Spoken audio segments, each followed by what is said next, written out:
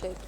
So the headlines for this year's budget is that overall, council income has gone up by £36 million, an increase of 11% from last year's. Both adult social care and policy and resources have a net increase of £16 million each, children's services £5 million, while the budget for leisure, environment and regeneration, there's almost no change. As Councillor Williamson said, this is a Labour budget. Well, you can't really have it both ways. If this was a Labour budget this year, it was a Labour budget last year, the Labour budget that cut frontline services.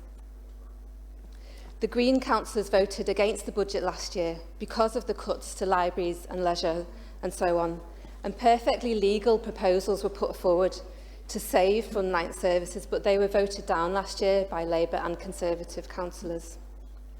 This year we've got the Labour budget, which is kind of beige. There's a budget with no vision. This is the best we're going to get after more than a decade of Labour being in control and in charge of Wirral Council.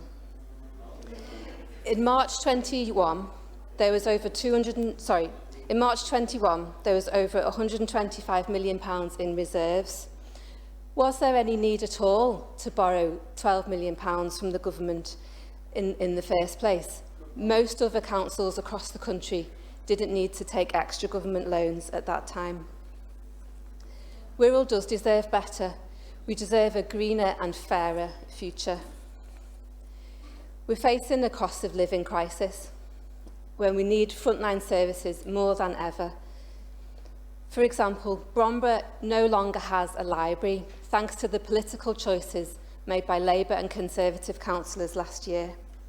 The communities I represent, they don't have any council-funded services apart from a children's centre and some services from Age UK and Autism Together.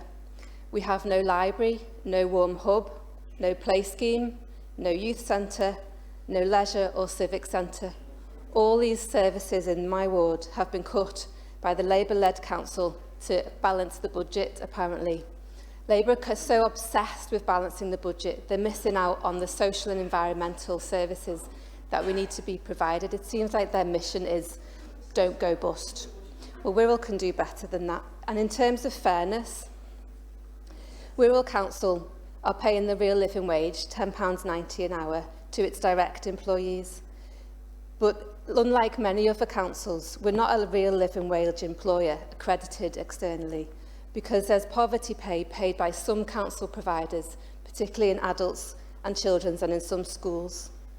And we should consider, while that happens, while our carers, cleaners, caterers and other frontline workers are paid less than the real living wage, we should consider whether it's appropriate to pay the Chief Executive £217,000 a year in that situation. That's more than 10 times the amount of the most lowest paid workers.